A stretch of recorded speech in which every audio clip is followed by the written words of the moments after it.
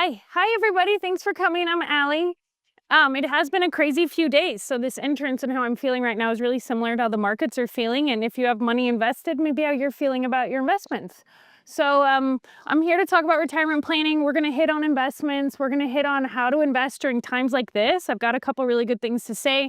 I'm going to leave a lot of times for questions. So if you have anything that comes up, I'm cool with you raising your hand in the middle of the presentation and at the end, because sometimes you'll think about something that's really relevant to what I'm talking about. So feel free, just raise your hand. I'll kind of feel you out and we'll just make it kind of open Q&A in tandem with the presentation. So to get a good idea of who I'm talking to, so how many people in here have a retirement account, either through work or individually? Cool. Okay, love it. How many people feel comfortable they know what they're invested in? Okay, awesome. All right. How many people feel like they're saving enough? No one. Okay, so love it. I know kind of where we're at and where we're gonna go. So again, she said, my name's Allie Kemp. I'm the CEO of a wealth management firm that's right next to here in downtown Tacoma. We're one of the largest wealth managers here in Tacoma. We specialize in high net worth retirement planning. So I mainly meet with people 5 to 10 years right before they retire, all the way through the retirement years. And then I deal a lot with estate work. I do deal with funding for grandchildren's education as well as funding for school. I've been working in this field for 20 years. I'm a certified financial planner. If you don't know what that is, my education is in estate, tax, investment, insurance, and planning, as well as a fiduciary standard, which means CFPs do what's in their client's best interest. So when I make presentations, when I work with my clients, I'm trying to do what's in their best interest, not what's in necessarily my best interest. And as you look at people that you're working with, trying to figure out, are they a fiduciary? Are they going to do what's in my best interest? Are they CFP? What kind of credentials do they have when you get to the point where you do end up working with someone? Some things to consider. Okay, so today we're going to talk about retirement investing. I'm going to start out with changing the screen. There we go. Okay, so do you have an idea of what people need when they're retired and where the income comes from? So as of right now, most of your parents and grandparents are living off of a combination of Social Security, which is still there and set to still be there right now, pensions, which is something we really don't have anymore for the most part, investment income distribution, which is what a lot of you will be doing, is taking distributions off of the retirement savings you have, and then potentially earned income like part-time employment. And that the combination of those is what you're living off of in retirement. If you look at the percentages, 45% of current retirees are actually still taking income from a part-time employment. The goal here is, if you start early enough, is that you won't have to work anymore because you've saved enough, but most retirees are facing that they are going to have to work throughout their retirement years. 15% from Social Security. What you know about Social Security right now is it's not enough to retire on. Right now, Social Security starts, maxes out around $35,000 a year. It starts at, maybe you're getting $10,000 a year. Who can live on $35,000 a year? Anyone? No, not without help, not without a spouse. And maybe you want to leave your spouse, but you can't because you need his money, or her money. So you don't want to get into a position where you're stuck staying with someone because you need both incomes, which happens all the time because you need both Social Securities right now to live. You want to be able to do it on your own, and you need to learn that Social Security is not going to be enough. So while we're in here today is realizing we need to supplement Social Security with our own savings. This generation more than any other. We don't have pensions, and Social Security is not enough to live on here in the Washington State area. So that's kind of the takeaway on why we need to start saving. Employers are cutting what's called defined benefit plans. If you're lucky enough to work for a union that still has a pension, then fantastic. There are a few here in Washington that still offer what's called defined benefit or pension plans. A lot of the blue-collar trades still have them. I believe Port of Tacoma still has them, but is talking about cutting them. Boeing has cut them entirely. So what they're doing is they're putting retirement in the hands of the workers. They're saying, we're not going to save for you. We are not going to take this responsibility. We are going to put this responsibility on you, the employee, because it's too expensive and too risky for the bigger companies and corporations to do it. If you can land into a career that still has a defined benefit, then you are going to be more successful. Teachers still have that, and a lot of unionized, but they're really going away. So you're kind of seeing that here. Back in 1980, 1975, people didn't have to think about saving as much as because Social Security and their defined benefit was taking care of them. No longer the case. All right, so getting into the type of places you're going to need to save now that we know that it is required, let's talk about what they are and the differences between them. So how many people know what an IRA is? Okay, so a traditional IRA, an individual retirement account, and it's pre-tax. If you're under a certain tax threshold, you're getting a deduction when you put money in, and it is growing, and someday you're going to pay taxes on it. It's called a pre-tax or a tax-deferred account. Does anyone know the difference between an IRA and a Roth IRA? What? You want to say what it is? Standards IL just we can just put in that in the tax decision, but Los IRA we put in that money with the tax. In the future, we don't need to be any tax income. Perfect. Yeah, that's great. So Roth IRAs, we're going to pay the taxes now. We're putting post-tax money into it. There's no tax deduction, and it's growing tax-free. So if my $10,000 grows to $50,000, I'm never paying taxes on the $40,000.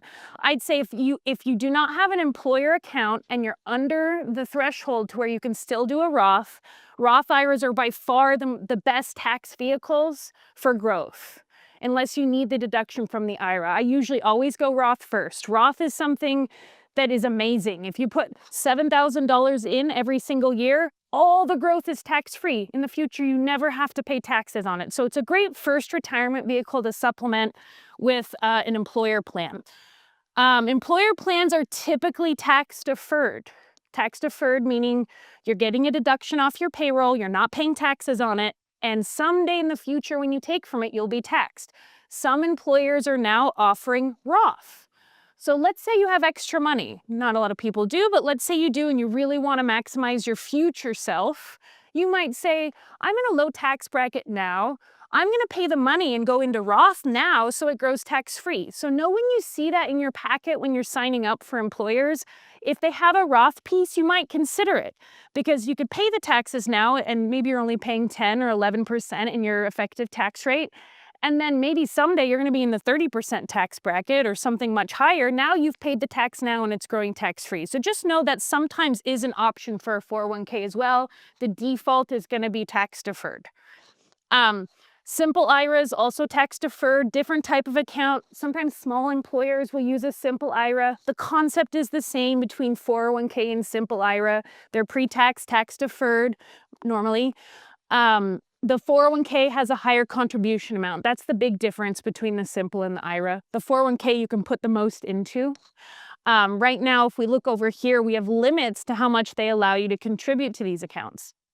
So Roth and traditional, those are the ones you can do individually, is $7,000 until you turn 50. I think everyone in here is under 50, so we're going to just go with the 7.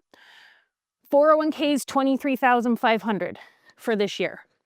If you're over 50, you get catch-up amounts for both because they want you to maximize. Simple IRA is $16,500, so a little less than the 401k. Other things here that are similar to the 401k and IRA is a 403b and 457. If you work for a nonprofit, you might get what's called a 403b. It's pretty much the same thing as a 401k, so I'd think about it the same. It's tax-deferred. With 401ks, sometimes there's also employer matches. So who's taking advantage of an employer match? Anyone? Cool. Okay, so employer matches are amazing things. It's free money. If you're not, I'll give you my money and I'll take, the match and you can just distribute it out to me because it literally is free money. So if employer offers a match, you want to take advantage of it. You want to contribute to at least up to what the employer will match. That should be your baseline. So if they match 100% on, 3% as long as you put in 6, you want to put in 6% to get that 3% match. There's no reason not to do that. You're really leaving money on the table by not. So when you're looking at your packets, when you're signing on with that employer, you're looking now at, do I want Roth or not Roth if they offer a Roth option? How much am I going to put into my 401k or 403b? And do they offer a match? And how much do I need to contribute to get to that match? Does any questions yet? No, we're good? Cool.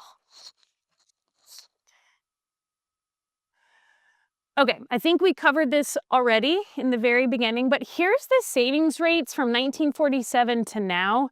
And what we're noticing is a steady decline in saving for retirement. There was a little bit of an increase in savings for retirement right around the pandemic. We received stimulus money. We were not, but that's kind of an anomaly. So I would kind of not look at that and just look at our general trend downward in savings. Um, I will say a big reason for that is twofold. We have an increased cost of living. So we are not able to live in this, especially this area and a lot of urban areas, we're not able to live very comfortably. So we don't have a lot of excess money to save. People are getting married later, or maybe they're choosing not to get married. And that's another reason why we're not seeing as much savings, is because we don't have two incomes coming into a lot of households. So just kind of a note that we are seeing a decrease. We're going to change that though. All right, the earlier you start saving, the easier it is to reach your goals. Now, if you said, okay, I want to reach $1 million by the time I'm 65, there's a concept called time value of money. And I have two screens in here about time value of money because of how important it is. The earlier you start, the less amount of money you have to save over time. And it is surprisingly less. If you defer and say, okay, at some point when I make this much money, then I'm going to start saving. When I get to this point, I'm going to start saving. You keep pushing it off into this future date, you actually end up having to save a lot more. And it would have been better if you just started with a lower amount. So this is monthly savings needed to accumulate $1 million by 65. At 25, it's 381. If you wait till 45, it goes to 1,920. And not many people can do that. But you could probably do your 381. So it's the most powerful concept in retirement saving is time value of money. The earlier you start, the lower amounts you need. If you haven't started already, then put whatever you can in. Let's say I get paid every 2 weeks, or I have work study every 2 weeks.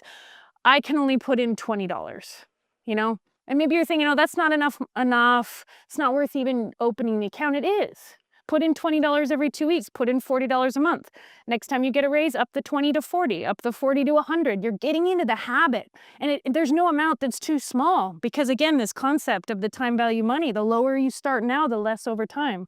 So even $20 a month is fine. And at the next session when we meet, if you come back next week, we're going to talk about location that you can do this and where you can set up auto pays and things like that. We're going to get more into the mechanics of where and how. Today's just about getting us to that point. So if you're interested in figuring out with me where you can do this on your own, how can you invest on your own, then we'll do that next week. All right. Beep. Oh, here's our employer match. This is just cool. Again, another time value of money graph talking about your investment versus if you had a 50% employer match. And the illustration here is just over about an 18-year time frame. You see it's a $50,000 difference if you had a 50% employer match. So when you're looking at jobs, that's another thing to learn about the packages. If you're comparing and contrasting jobs, do you offer an employer match? What is it? It will make a huge difference on your retirement savings if they offer this match. Smaller employers typically offer less than larger employers. I've noticed around the Tacoma, Washington area, there are some really good benefit packages for the medium to large employers. Not to say you shouldn't work for a small employer. I'm a small employer. I feel like I offer really good benefits, but it's something you want to ask before you go work for the 10-person firm. What do they offer here? Another thing is if you are interviewing with a smaller firm, I've had somebody, assistant a few years back, and she came to me and she said, I really want to work for you, but I need more in my 401k. Like, is there any way you can put 10% in? And I actually changed my documents for this employee to go from 8 to 10% because I wanted this person to work for us so badly. And it wasn't a huge financial difference to me to get these quality people. So be open to talking to small employers about, is there any way that this could change? Or do you see it changing in the future? It's really important to me. All right. This is an interesting, I actually stared at this a lot this morning because I found it to be really interesting. The green is a tax deferred account. So that's like a 401k. That means you haven't paid taxes on it. And this slide is basically showing a benefit of tax deferred versus a taxable account. And don't be confused with Roth. I still feel like Roth is better than IRA if you're choosing. for tax reasons. This is if you were in a brokerage account like Robinhood versus being in an IRA. So a lot of people are like, oh, I am saving for retirement. I'm saving it in my stock account. Well, this is the difference between your stock account and a tax-deferred account, and it's showing the benefit of how much better it is to be in an IRA versus in that Robinhood account or in your Vanguard account that is not an IRA. It actually grows quite a bit more because you're paying taxes every single year on your investment account. You do not get a 1099 for an IRA unless you take money out. So there's no taxes annually as you're building this money. And so that's just kind of illustrating that, because a lot of people think they're saving for retirement when they're not in the right vehicle for that long term. All right, here's our next guy. So here's another thing to consider, and I'll talk a bit about investments today, especially given the volatility of right now. So I don't market time. Retirement investors typically are going to be long-term investors. So we're not trying to pick the next best stock. We're not trying to tell you what the next Apple is. We're trying to basically get you consistent returns over time for the long term. And if you're going to be successful, most people are going to look at their retirement pot as this long-term investment. It's not where you day trade your crypto. It's not where you should be doing your risky investments. It is really where you want your longer-term pot. I'm not saying don't buy crypto or have risky investments, but don't do that in your retirement account. That should be in your personal fund money account. Your retirement account should be more long-term. And that's to the risk on and the risk off. And what I mean by that is a lot of people think when we're going through this downturn like right now, or call it a downturn almost, I'd say a little volatility this week and last week, a lot of people fled to cash. A lot of people sell everything to cash. They get really emotional. And sometimes they stay there for a long period of time. And I've noticed it a lot for really risk-adverse investors, even in the last few years. The interest rate on cash was so high that people really parked in cash and didn't invest in the stock market. And it really hurt them relative to inflation. So there's some concepts that you really want to learn about as you think about how you're going to invest. The first one is inflation. And inflation is pretty much inflation is what is something growing at. You can have the inflation of food, inflation of rent. It's basically the rate in which things are growing that you are using. So when you go on to the government websites, you can find inflation numbers for absolutely everything. You can see the rate that things are growing on a national level. You can see the rate that they're growing on a local level. You can look at the rent inflation. You can look at average CPI. There's a lot of ways to slice this, but the general thing is that this is eroding your dollar. So your dollar kind of gets eroded by the rate of inflation. So inflation for this purpose is 2.9%. If I'm making 3.3% on cash, I need to subtract out inflation to get my true return, because I can't buy the same thing. I mean, if you look 30 years ago, the cost to buy a house was much lower. Why is that? Inflation of home prices. So it's kind of a misleading to look at like a T-bill at 3.3 and think, oh, I'm making 3%. This is great. Well, you have to subtract out inflation. Now that number doesn't look very good, does it? So what we need to do is we actually have to be in the stock market to get a rate of return that we consider positive growth. The next step up from T-bills is bonds. Bonds are slightly higher on the risk scale. Bonds do really well during times like this, so we'll talk about diversification in a bit as to the importance of bonds in a portfolio. And then we have large and small stocks as you go up the risk scale. So normally you want a combination of different types of stocks in different areas and bonds and maybe a little bit of cash. And you have to determine, what does that make up for you? How much do I want in stock? How much do I want in bonds? And then you get to decide, am I overwhelmed by trying to decide these percentages? Are there vehicles out there that do it for me? And there are. And we'll talk about that a little bit next week and a little bit later today. All right. Taxes and returns. This is a pretty easy one, but basically you're paying taxes on everything that you earn every single year. You have to know what your taxes are and what the inflation numbers are to really understand kind of how your accounts are growing. And this is just another way to slice that. I believe stocks are still performing quite better than cash or even bonds when you're looking at both taxes and inflation. So this is just making a case to have a larger amount of your account in what we'd call stock. In your age group, normally speaking, I'd say 90% of this room majority of their account should be in stock and not in bonds. And I'm making a blanket statement here, but generally speaking, the longer your time horizon, the younger you are, the more risk you take because you're not touching it for 30, 40 years. Or, maybe less, depending on how successful you are. Oh, there we go. Okay, so this is a bit about asset allocation. And so my firm does this with every single client when they come in. And we set what's called a risk tolerance. And we put people into a risk bracket and we decide, are they conservative or aggressive? Depending on how large the amount of money is, maybe there's multi-generational money. So I might go outside of this when accounts get above $5 or $6 million. But I'd say up until 5 million, I'm dealing squarely in asset allocation models. And what this means is, and if you Google asset allocation, you're going to find 50 million ways and they all look almost extremely the same as this.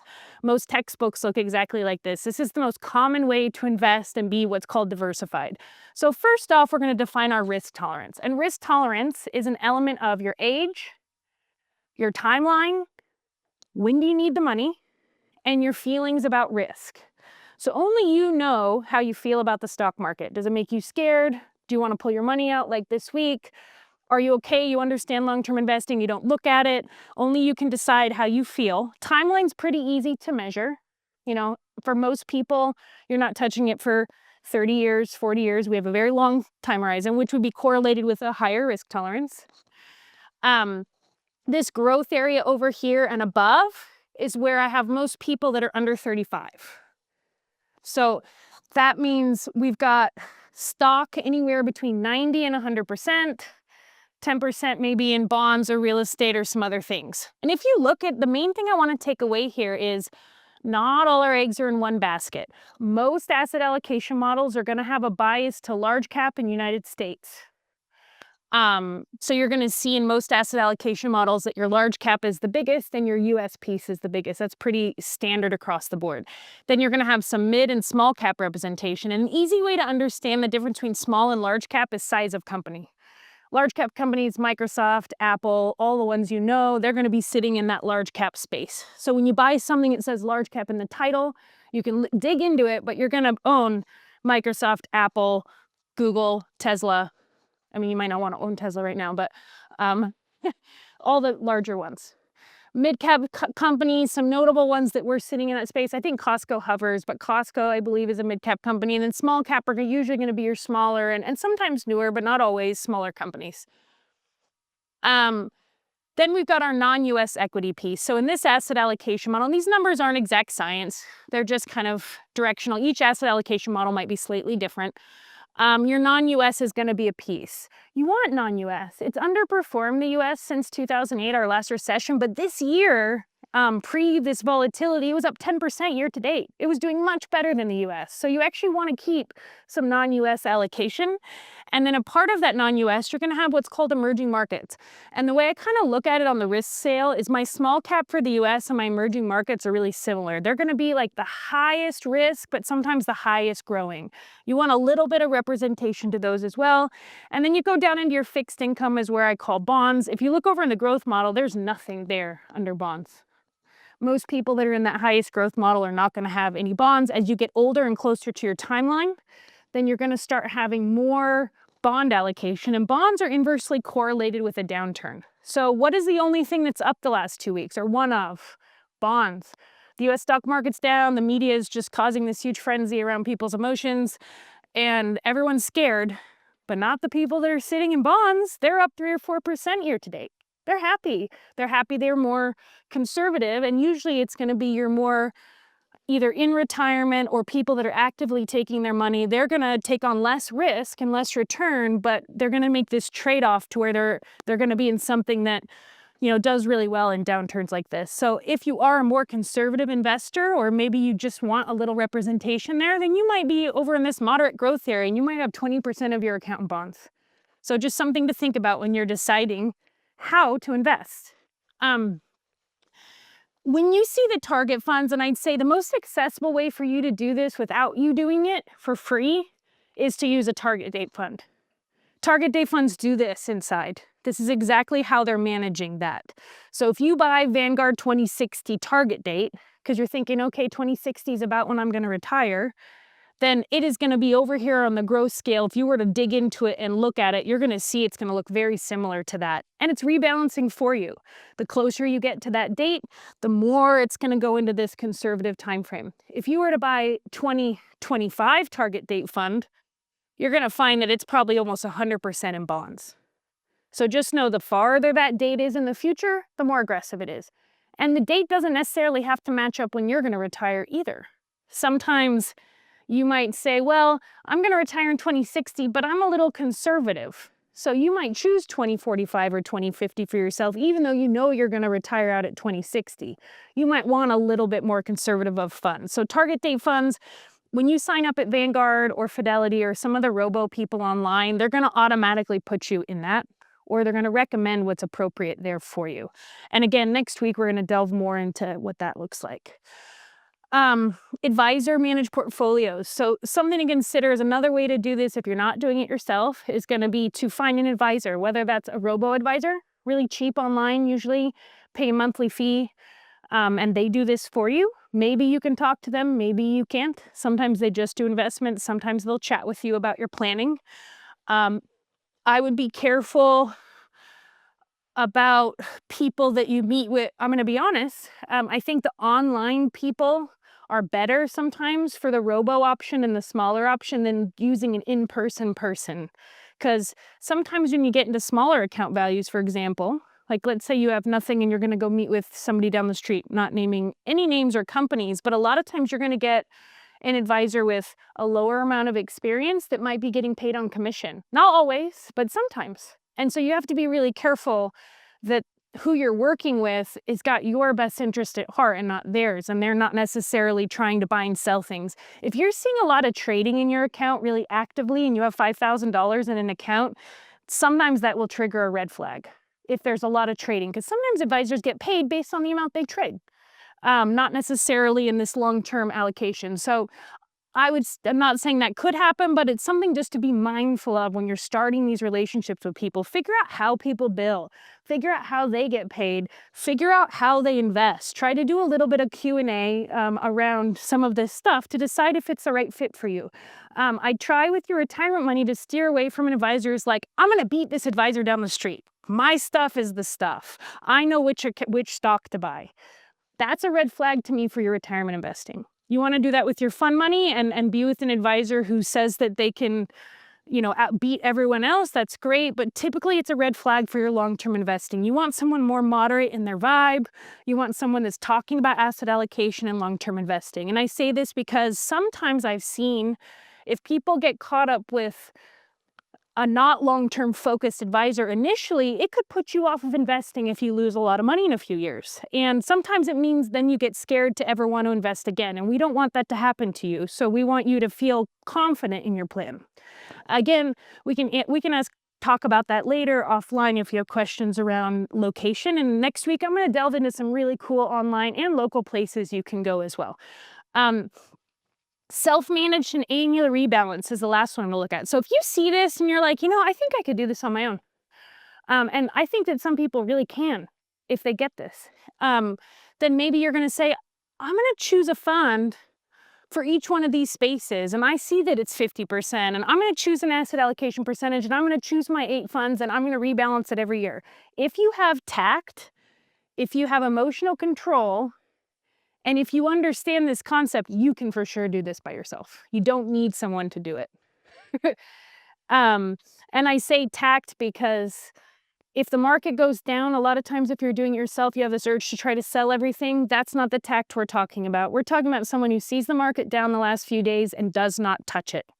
They have a system. They say, I rebalance on January and July 1st every single year, no matter what, and those are my days. I don't rebalance when the market's down. I don't get scared and do anything with this money. So I'd say there's certain people that can really do this, certain types of people, not everyone.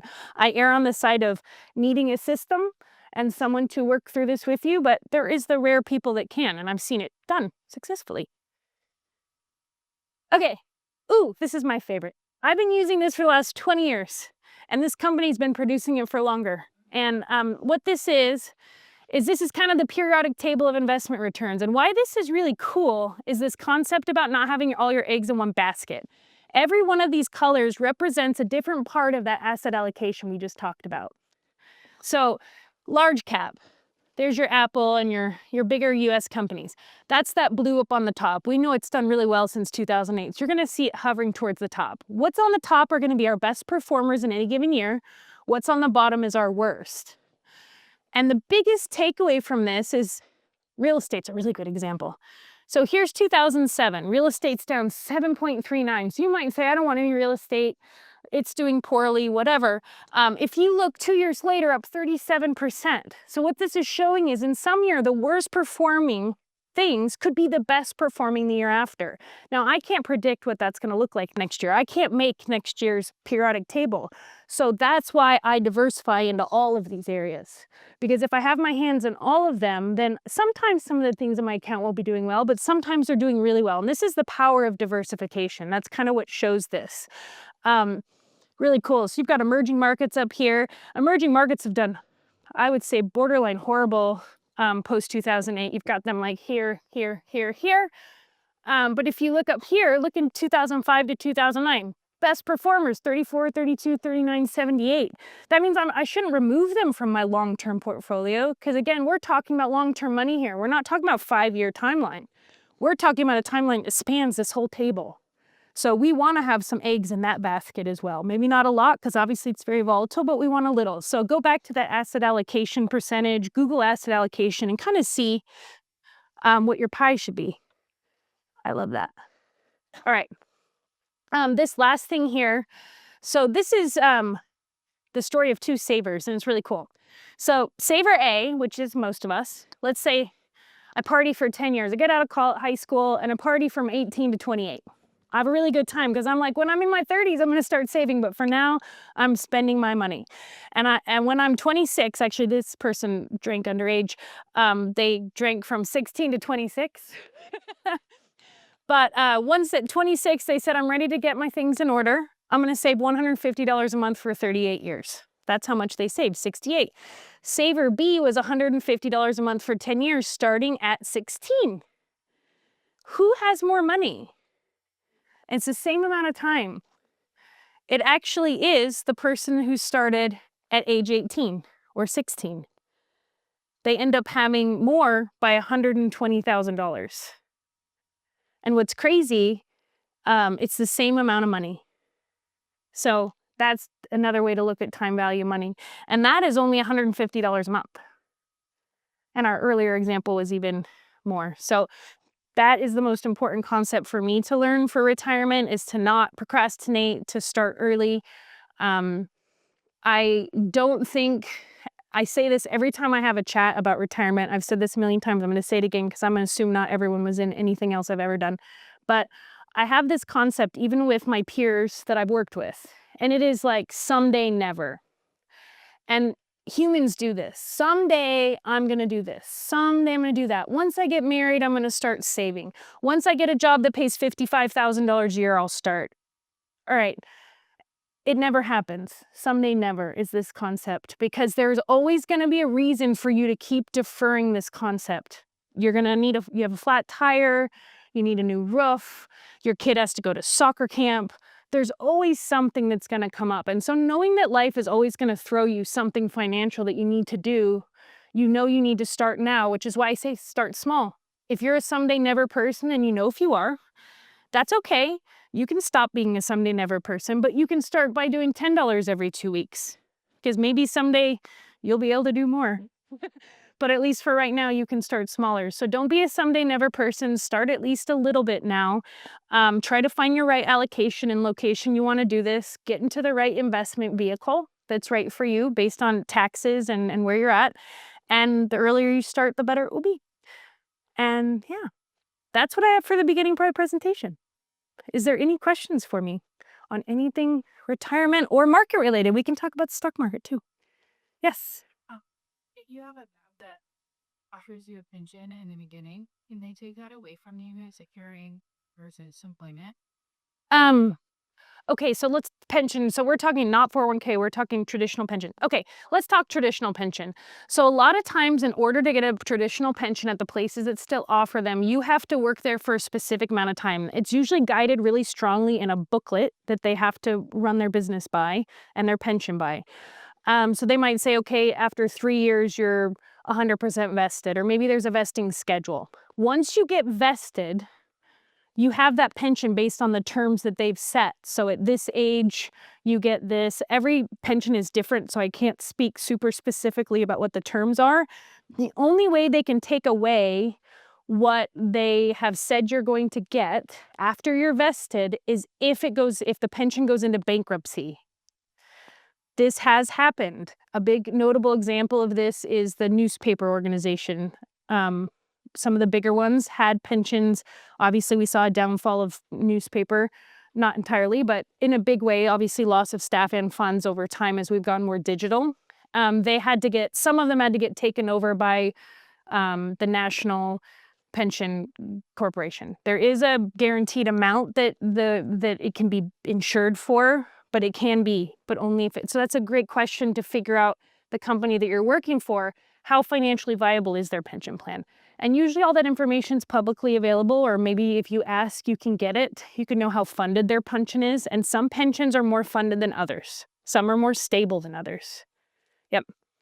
You're welcome. Can you invest 7,000 in your Roth and your traditional? So put total? No. Okay.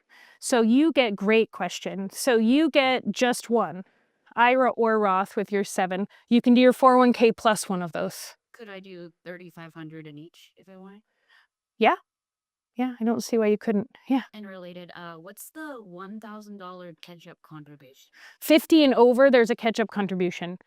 So once you're 50, you can do an additional 1,000 and then a little bit more for the 401k. There are something called a super catch-up based on recent legislation in the last 5 years. I'm not going to go into it, but you can Google it if you're over 50 and you're wanting to get even more in. There are some super catch-up options as well. Yes. For the opening the loss, I but vision I like Madeira like Vanguard. I like Vanguard. Vanguard's great.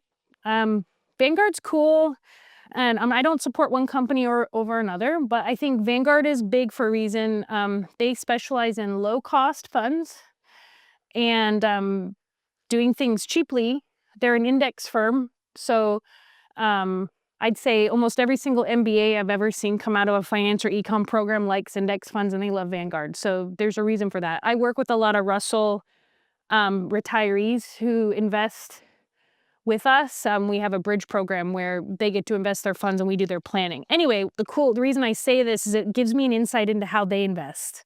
And I'd say 9 times out of 10, those guys mostly are all in Vanguard index funds. So it is a testament to them.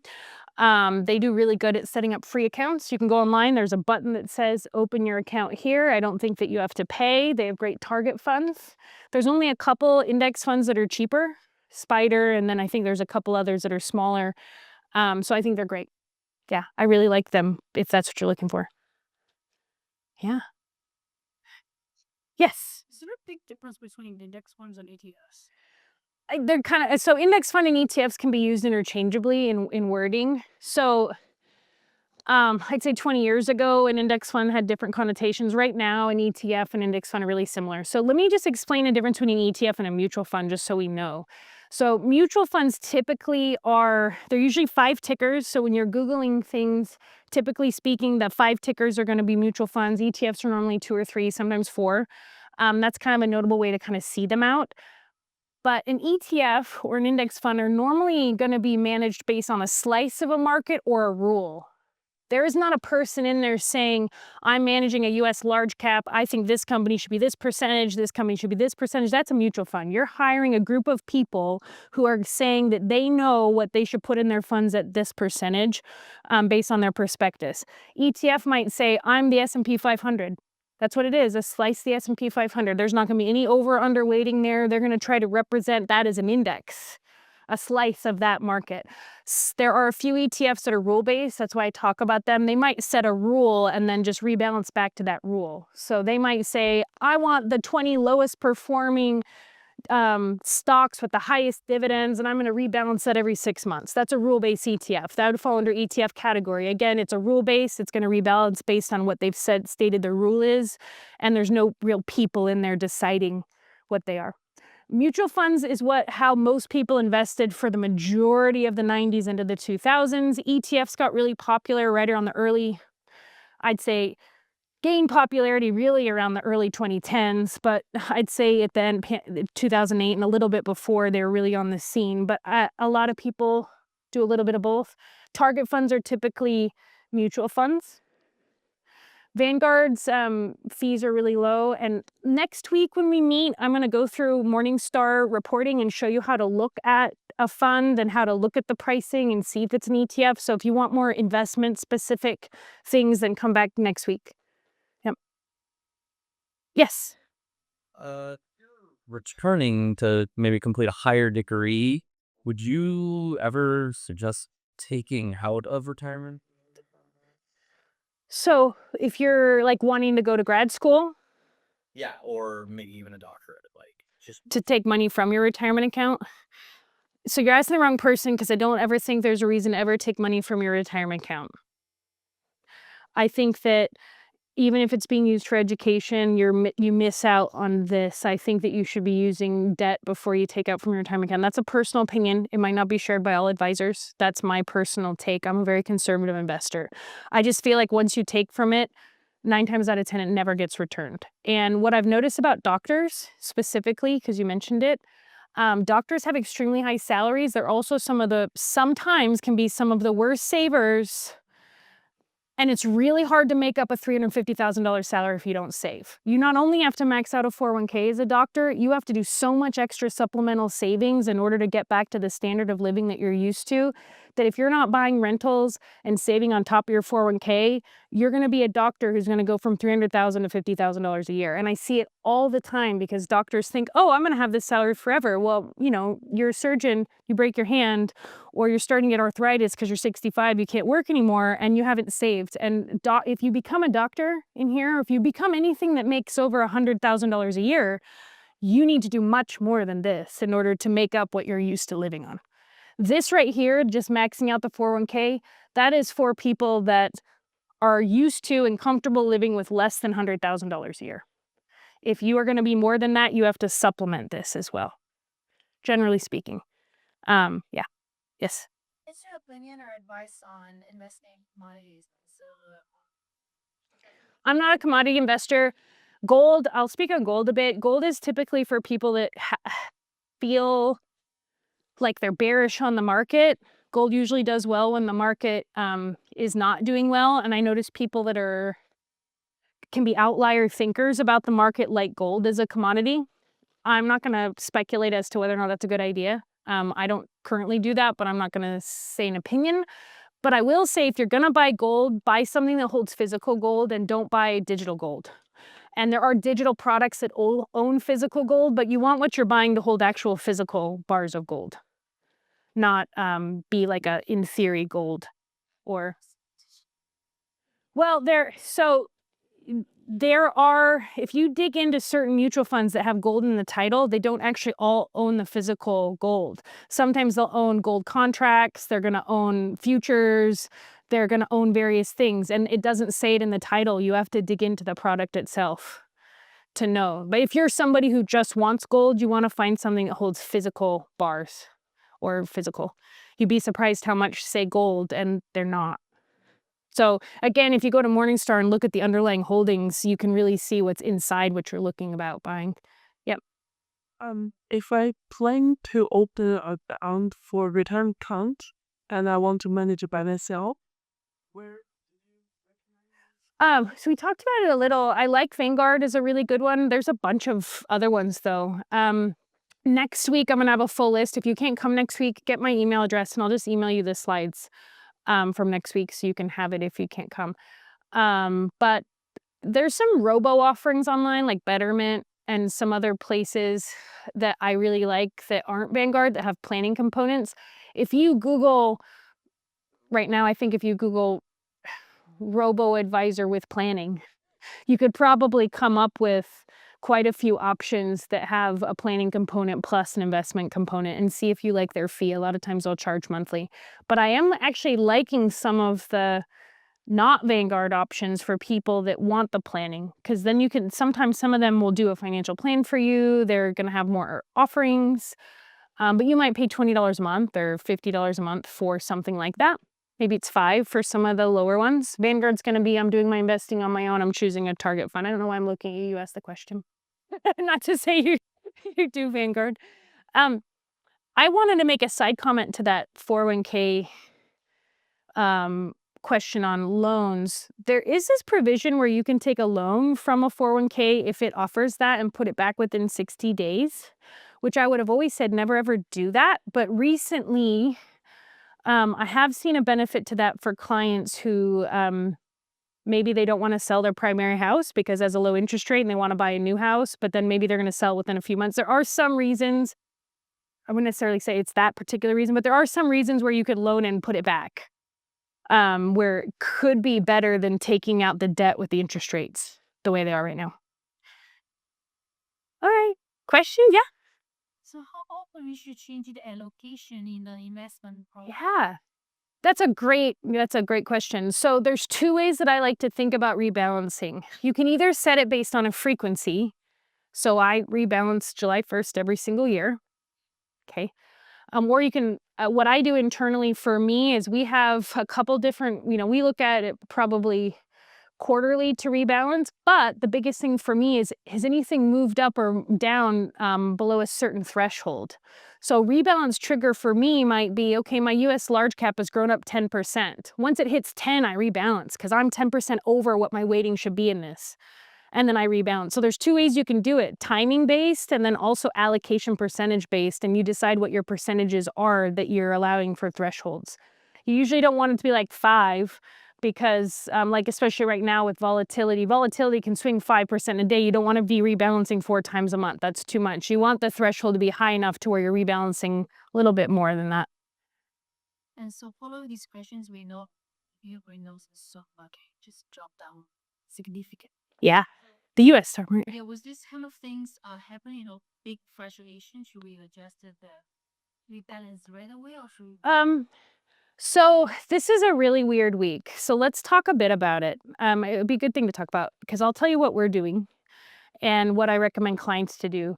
So right now is, at least at this moment, there's a lot of media-driven volatility and it's unsure how much of it is actually pricing into the actual market.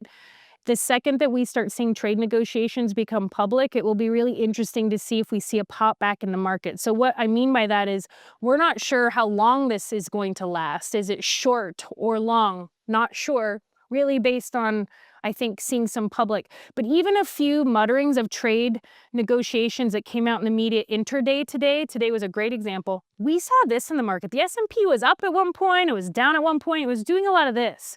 And if you saw media headlines, some of it was really correlated to there being some trade discussions. But what should you do? So if you have non-retirement accounts, we're doing something called tax loss harvesting. It's a really cool strategy if you have investments outside of retirement because you can trigger losses for your tax return to help out with your taxes. And then you can buy back whatever you sold within 30 days and you can put it into a proxy. So that's one thing to do during a volatile time. I wouldn't rebalance right now necessarily. Personally, I'm going to wait a few weeks before I'm going to see the true impact of what's happening before I trigger rebalance. And the reason being is while I might have that 10% threshold met, if it's going to go back tomorrow or 3 days from now to exactly what it was today, I don't want to be doing this in my clients' accounts where I'm selling because we're down and then I'm buying back.